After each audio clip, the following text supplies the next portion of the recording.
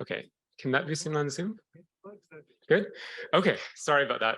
So yeah, I'm Philip, and I'm a faculty member at MIT, and I'll talk about this perspective that I have had for a while, that generative models are like data, like a new kind of data, but they're better than normal data. So I think I gave this talk the first time a few years ago. It might have been at CVPR. So this is, the same story, but updated with all the new stuff. And I think it's a story that finally is starting to, come into its own and really be appropriate for the current models. So I'll talk about using data from generative models like GANs, that cat is a GAN, or Nerfs, the office scene is a Nerf. Okay, so most of the time in machine learning and a lot of the time in computer vision, we take our data as fixed and we, sorry, do other people hear an echo, or is that just me where I'm standing? That's just me. Okay, that's no problem. I hear an echo. Yeah. So most of the time we take data as fixed and we try to design better ways of using that data, better learning algorithms that can ingest that data and make sense of it. And what I'm interested in these days is more about freezing the learning algorithms, saying, we have transformers, we have good learning algorithms, we have gradient descent, but maybe the data is actually the more important thing all along. It's not a new perspective. A lot of people have worked on making better data, but the kind of better data that I want to talk about today is generative model data. Okay, so the perspective that I want to give is that generative models are a way of taking some data as input and outputting better data. So it's converting data to this object I like to call data plus plus, better version of the original data. And all of the projects that I'll talk about today are in this framework where we don't really change the learning algorithm, we just change the data. We just make the data better by generative modeling. Okay. So the first way that this can happen, which I think a lot of you will be familiar with, is that generative models can take a finite data set, small data, let's call it, and output bigger data. They can turn small data into big data. So the simplest way this happens is that the generative model will fit a continuous density to the data samples, like you can see on the right, and you can interpolate between the data points. You get this infinity of data, and there might be more interesting kind of structural extrapolations that can occur too. But even if you just think of it as kind of interpolating between your training data, already that's quite powerful. Okay, so that's a kind of standard picture of generative modeling. And in this framework, that's about turning small data into bigger data. I'm now going to present one other structural property of generative models that can improve your data, and then I'll go into our specific projects on that. Okay, the other really important property of generative models is you don't just get more data out, you also get some latent variables in most of the frameworks that we have.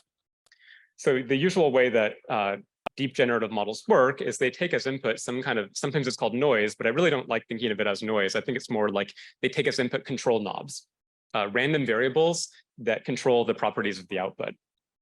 Okay, so if you input some set of control settings of your Z vector that goes into your model, you will pass that through a generative network and you'll get a particular photo as output. And if you take a different setting, you'll get a different output. So the values of Z control all of the visual properties of your output. And one of the things that we've seen a lot over the last few years is that you can manipulate these latent variables to edit the output and steer it and control it in really interesting ways. Okay, so don't think of the input to your generative model as noise. Think of it as these control knobs. If you spin the control knobs randomly, yes, you get a random image, but you don't have to spin them randomly, and it's more interesting if you don't. So if I just turn one knob, one dimension of my latent variable, I will, in this GAN model from a few years ago, you will cause the bird to rotate. And if we turn another knob, we will cause the background to change color. So you get this kind of disentangled latent factors that emerge, and those give a lot of extra control over your data. Okay, so that was in the GAN era. And then, of course, diffusion models and text-to-image models came along. And the control variables that are maybe even more exciting in the current era are text controls. So control variables don't have to just be so-called latent variables. They could also be conditional inputs like text. So here's an example from the DALL-E model, a photo of a group of robots building the data center. That's the building I work in. And you get that output. Okay. So this is the second way that I want to emphasize that generative models take data and make something better as output, a better version of the data as output. Okay, so you take small data as input, you get bigger data, you interpolate and maybe extrapolate in some ways, but you also get these underlying control variables. So I want to show you something you can do with both of these properties now.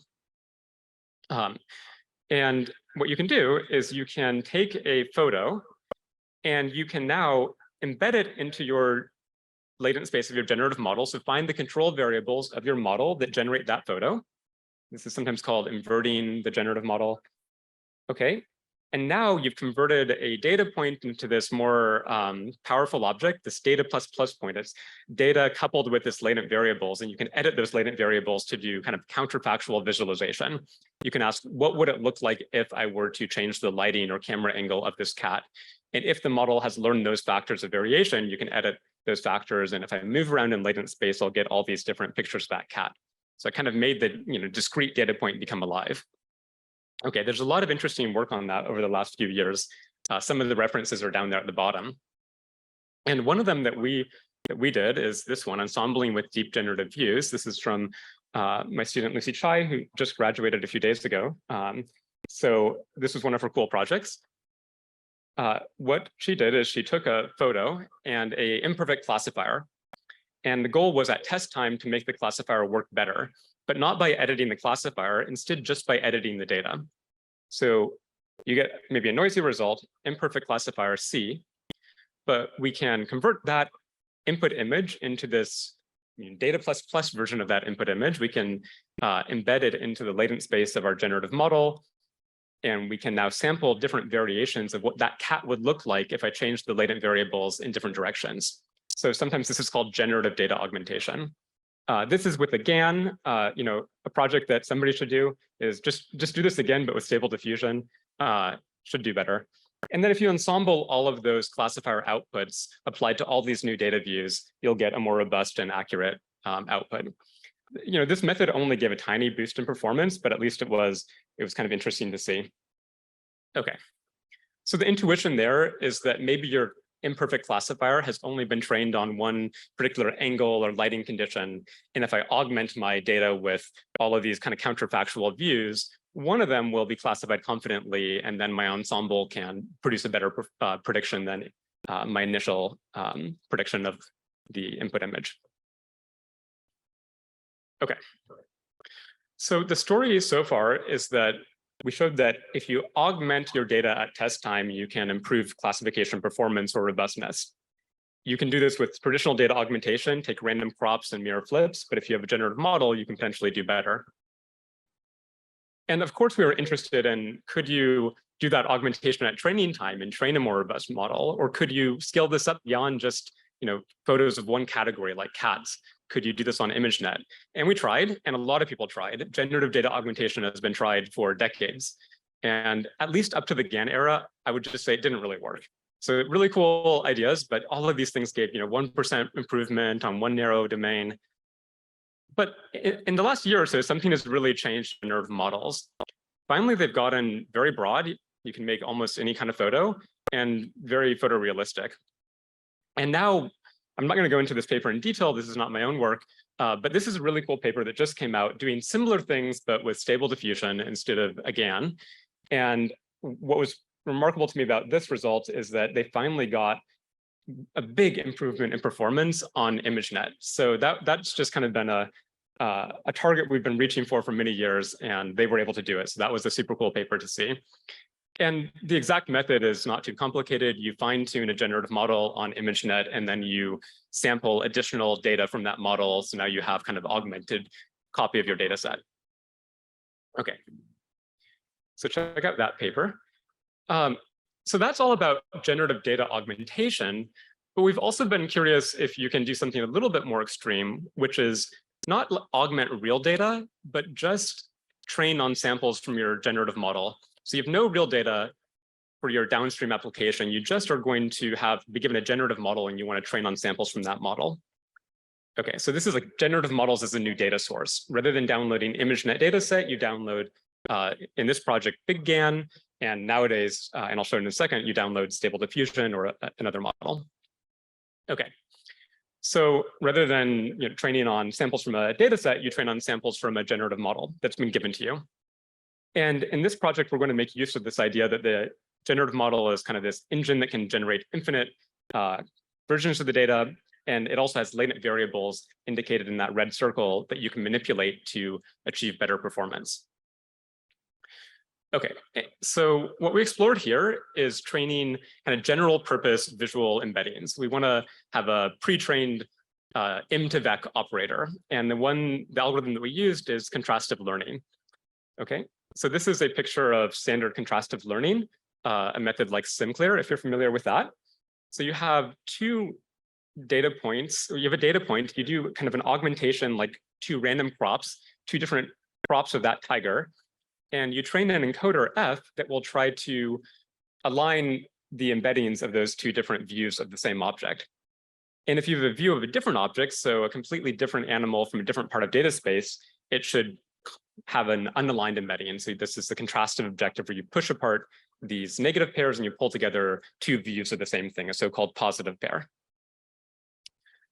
Okay, so if I can have latent variables, which allow me to view what would an object look like under different generative counterfactual augmentations, that's naturally a way that you can get different views that form your positive pairs for contrastive learning. And that's what we explored here. So we start with our latent variable space in red. We manipulate the latent variable a little bit and then see what that renders to. And in the cat example, if you manipulate the latent variable just a little bit, you get a different camera view. Maybe the cat gets scrunched or in a different pose. Okay, and then you do contrastive learning on that data output. So notice that the contrastive learner is the same as before. We're not editing the learning algorithm at all. We're just editing the way we define the training data. So just to put this side by side with the kind of standard way of doing this, here's what SimClear does and most contrastive learning algorithms today.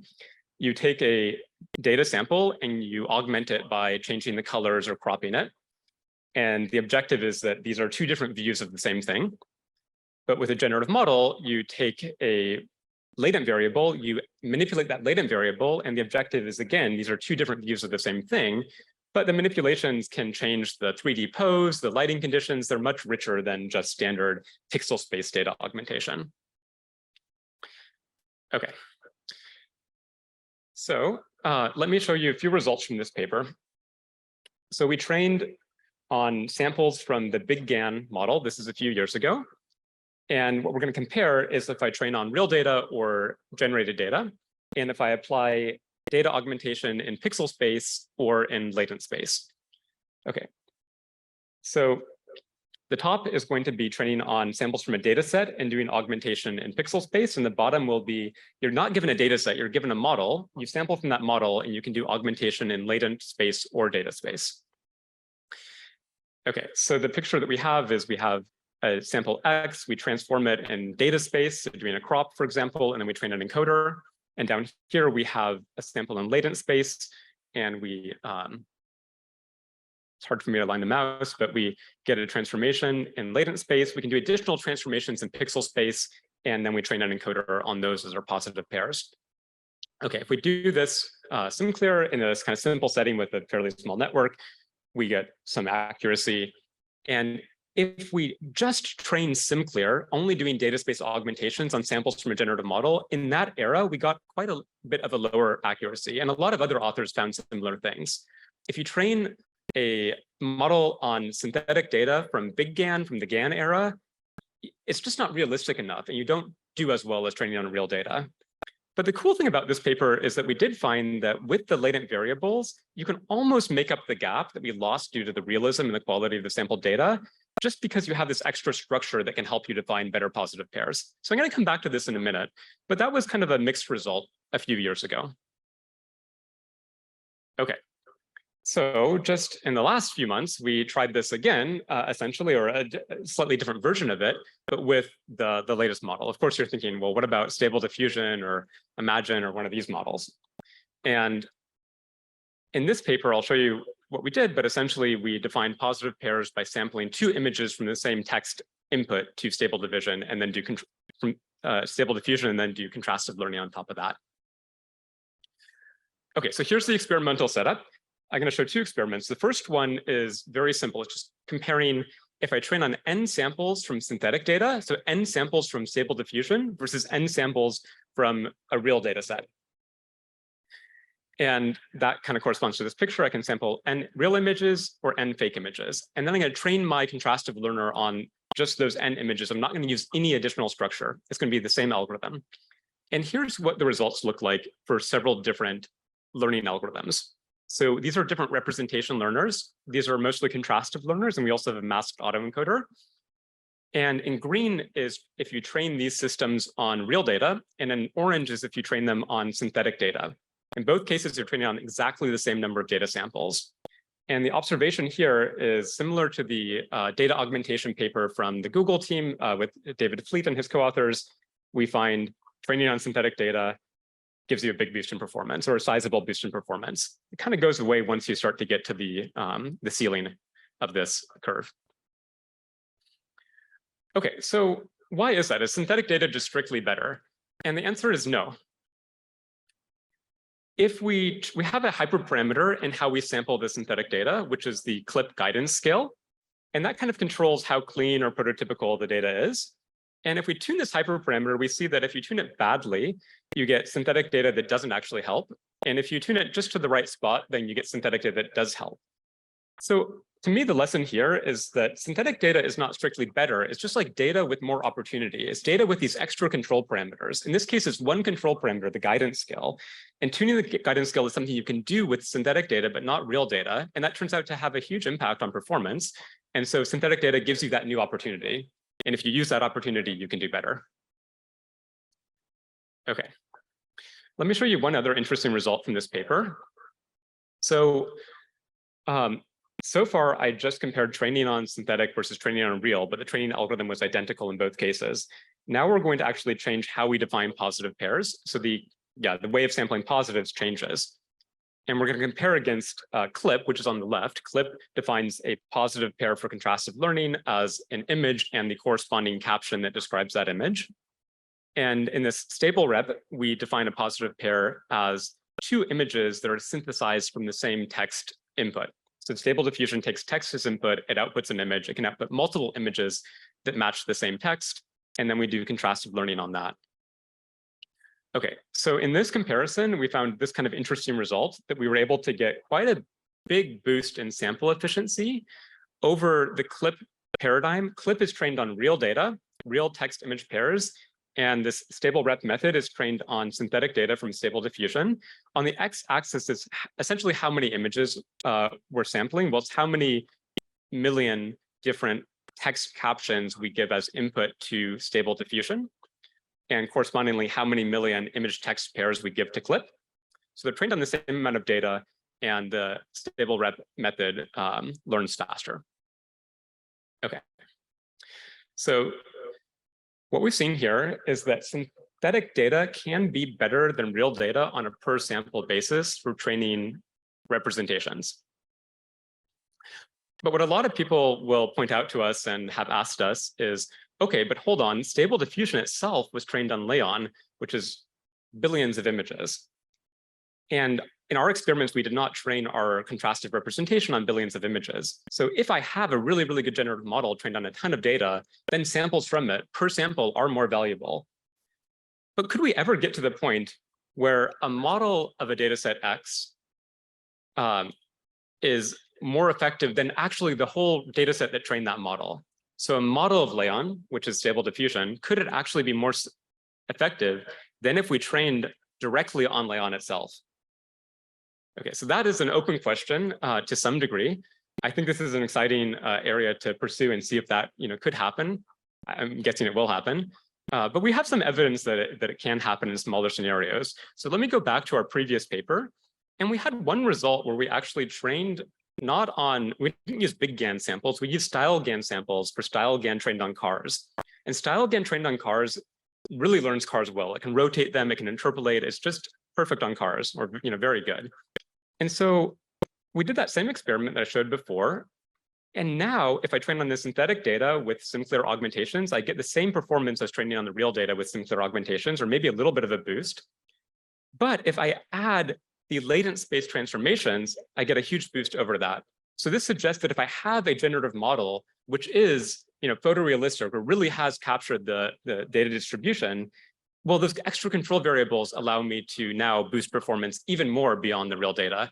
It's a small scale experiment. It's just for one category, cars. We haven't seen that yet on something like stable diffusion early on, but I think that's an exciting area to push. Okay, so I'm now going to talk about one more way generative models can provide better data. And the idea here is not only do they make bigger data and better in that sense, not only do they give you extra control knobs that allow you to manipulate your data and do new kinds of contrastive learning, they also just make the data cleaner and easier to work with if you use them correctly. And to illustrate this, I'm going to show a project on using Nerf data. Okay, so I think we probably mostly know what Nerfs are, but I like to think of them as a generative model. They take multiple different input images and they produce a bunch more images as output. Okay, so you take a few finite set of input images and you get this kind of full light field, and it's like taking, again, small data and making big data. You take in the set of images, you get a movie out, a full light field. And you can cast that in the same framework as generative modeling. There's latent variables, which are the camera controls. Where is the camera looking?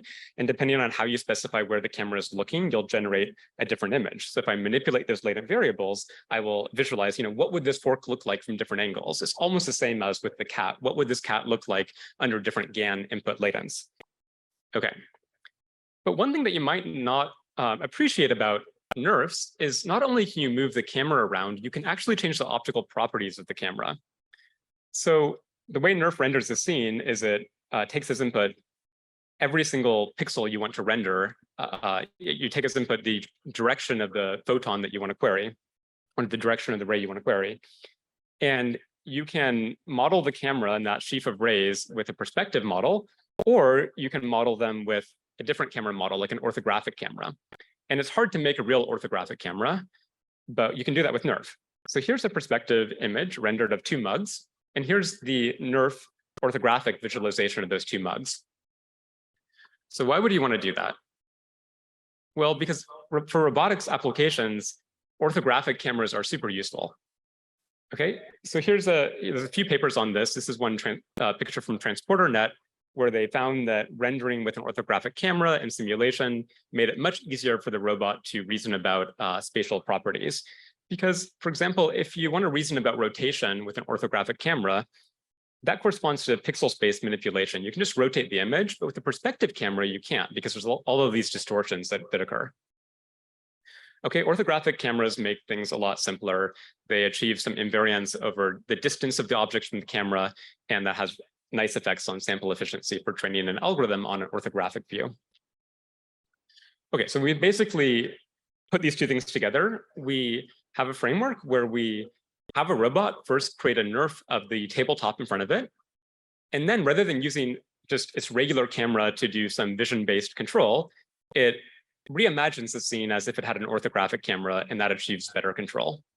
And that was in this project called MIRA, Mental Imagery for Robotic Affordances. Okay, so to show you what that looks like, here's a video side by side of the robot using its mental image, its Nerf model, with a perspective projection or an orthographic projection to kind of reason about what would this scene look like from different angles. And notice that with the perspective, it's a little bit hard to see, but with the perspective projection, the rectangle changes its shape. It kind of becomes this trapezoid because of the perspective distortion.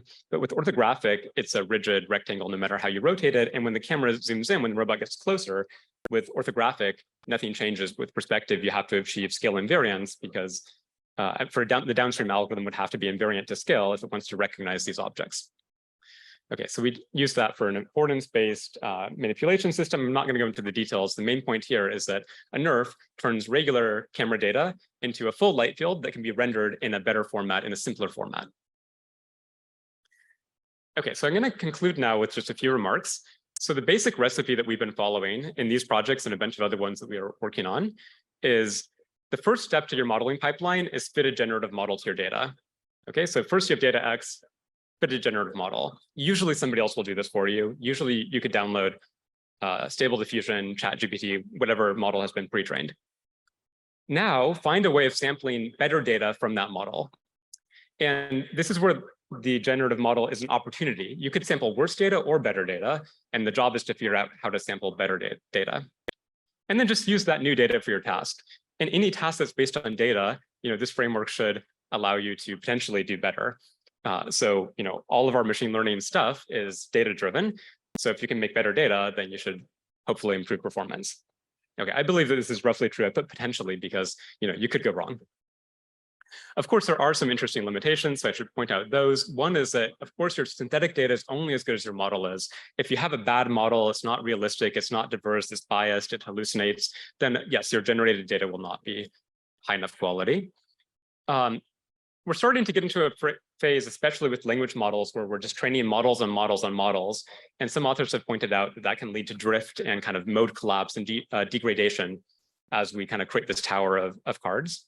But that's only if your model gets worse every time you train it. But if the model gets better every time you train it on its own outputs, then you're in a different regime.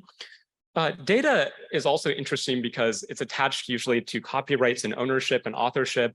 And there's all these questions about how do you fit these generative samples into that same framework and have provenance and identify, where did that sample actually come from in the world and who owns it and who has control over it. So there's a lot of questions there.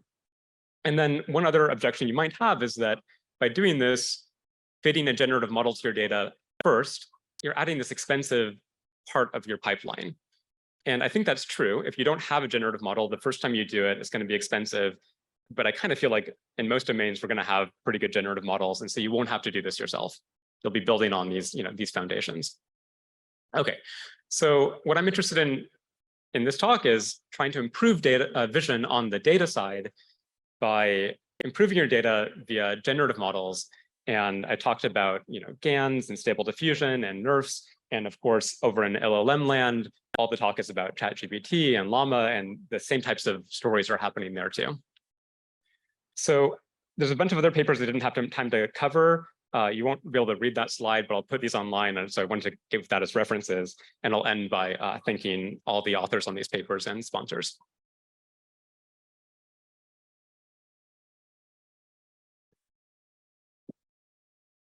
Thanks a lot, Philip, for this fantastic talk.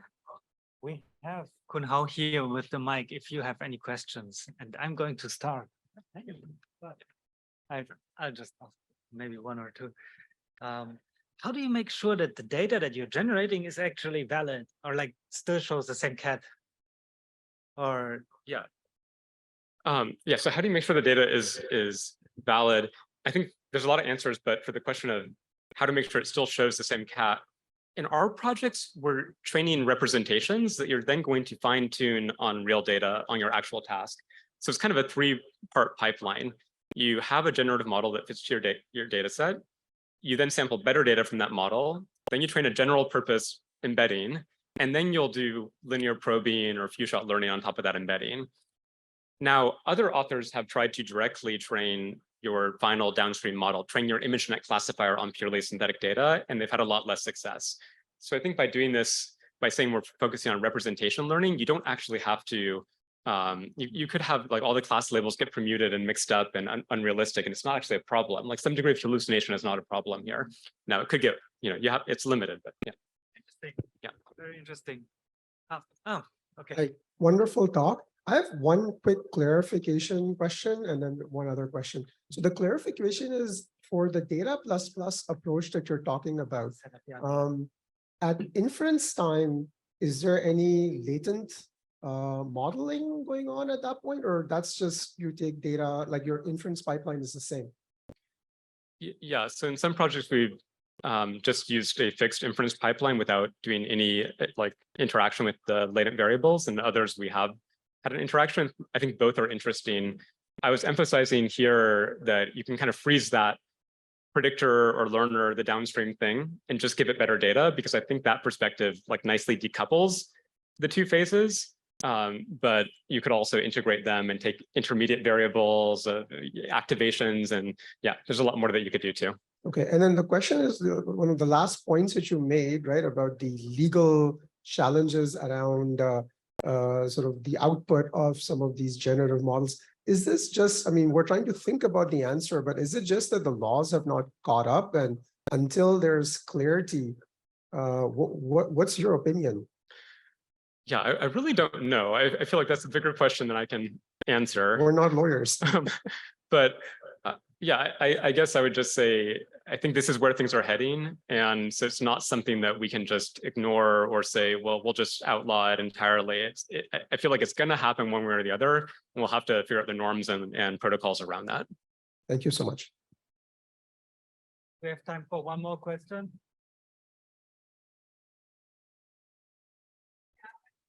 Hi, Phillip. Thanks Hey. for the great talk. So previously, when people are using generative data, they usually adopt some domain adaptation to overcome the artifacts in generated data.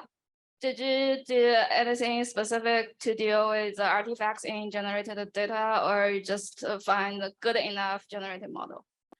Yeah, that's a really good question. So, and we would do things like that a few years ago too. Like, okay, the generative data has some artifacts. Now you're going to clean it up and align the distributions. I think that's becoming less important because of how good the models have become. So we have done less of that recently. But also in response to that first question, we're not directly training on the outputs of the model, the final system. We're training a representation that then will be fine-tuned, and that can do a lot of this correction as well. Thank you. Okay, thank you, Phillip, for your talk and your time. Thank you.